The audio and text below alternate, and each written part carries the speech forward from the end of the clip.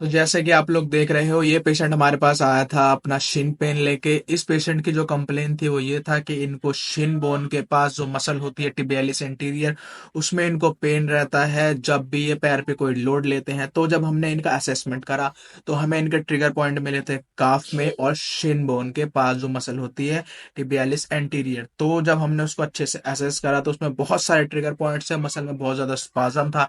तो हमने अच्छे से इनके काफ के ऊपर कपिंग करी ताकि वो मसल स्पाज्म कम हो जाए। और फिर जो मेन इनका पेन एरिया था शिन के पास, उस पे हमने कपिंग करी और प्रेशर सिर्फ हमने उतना रखा था जितना पेशेंट बियर कर पा रहा था, क्योंकि इनको इस जगह पे इतना पेन था, ये सहन नहीं कर पा रहे थे। तो हमने पेशेंट को पूछ के पेन के हिसाब से प्रेशर रखा था कप के अंदर।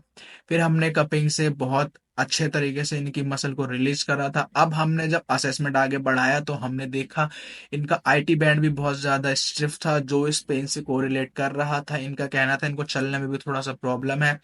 तो हमने आईटी बैंड को जब असेस करा तो उसमें बहुत सारे ट्रिगर पॉइंट और स्पाज्म था, तो हमने कपिंग की मदद से उसको भी रिलीज करा। अब उसको साथ में रिलीज करते करते जब हमने और असेसमेंट आगे बढ़ाया तो पेशेंट का कहना था उसको क्वाड्स और हैम्स में भी पेन आता है।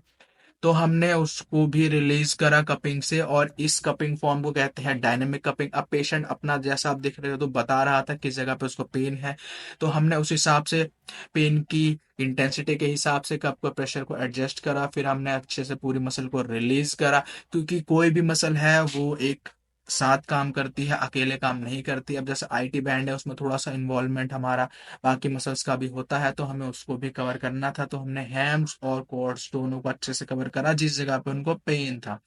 अब जब हमने इसको बहुत अच्छे से रिलीज कर दिया तो पेशेंट का उसी वक्त हमें रिव्यू मिला कि उसको थोड़ा सा अच्छा लग रहा है। तो हमने डायनेमिक छोड़ के फिर हमने स्टैटिक करी। स्टैटिक कपिंग की जो प्लेसमेंट थी वो हमारी पूरी आईटी बैंड के ऊपर थी। अब उसकी जो प्लेसमेंट हमें लगानी थी वो हमें आईटी बैंड के ऊपर बिल्कुल सीधे सीधे लगाना था। अब आईटी बैंड जो मसल थी उसके हिसाब से इनका मसल जो बिल्ड था अच्छा था, तो हमने उसके लिए बड़े कप लिए थे, उनकी पूरी आईटी बैंड मसल को हमने कवर करा। उसके बाद फिर हमने थोड़ा सा जहाँ पे उनको पेन था जैसे ट्रिगर पॉइंट जो था उसके ऊपर कप लगाए। इन दो पॉइंट्स पे इनको बहुत ज्यादा पेन था, प्रेशर देने पे बहुत ज्यादा पेन इनका बढ़ रहा था, यानी ये ट्रिगर पॉइंट थे। तो हमने इनके ऊपर कपिंग करी। फिर जहाँ शिन के पास इनको पेन था हमने वहां पे दो कप लगाए। फिर एक एडिशनल कप लगाया हमने नीचे की तरफ पूरी मसल को वाइंड अप करने के लिए। उसके बाद जो पेशेंट की कंप्लेन थी क्वाड्स और हैम्स में उसको जो पेन था उसके लिए हमने कपिंग करी। इस कपिंग फॉर्म को कहते हैं हम स्टैटिक कपिंग, और इस कपिंग से बहुत ज्यादा आपको फायदे मिलेंगे अगर आप ये करवाएंगे। आप बिना पेन के भी ये करवा सकते हो, बहुत अच्छी थेरेपी है। जैसा आप देख रहे हो ये हमने सारी मसल को अच्छे से कवर अप कर दिया है। अब हम देखेंगे फाइनल की हमने प्लेसमेंट कैसे करी थी। काफ, टिबियालिस एंटीरियर और फिर आईटी बैंड, हैम्स और क्वाड्स। ये थी हमारी कप की प्लेसमेंट शिन पेन के लिए और आईटी बैंड पेन के लिए। अगर आप लोगों को वीडियो पसंद आई हो तो वीडियो को लाइक करें और मेरे चैनल को सब्सक्राइब करें। मिलते हैं अगली वीडियो में।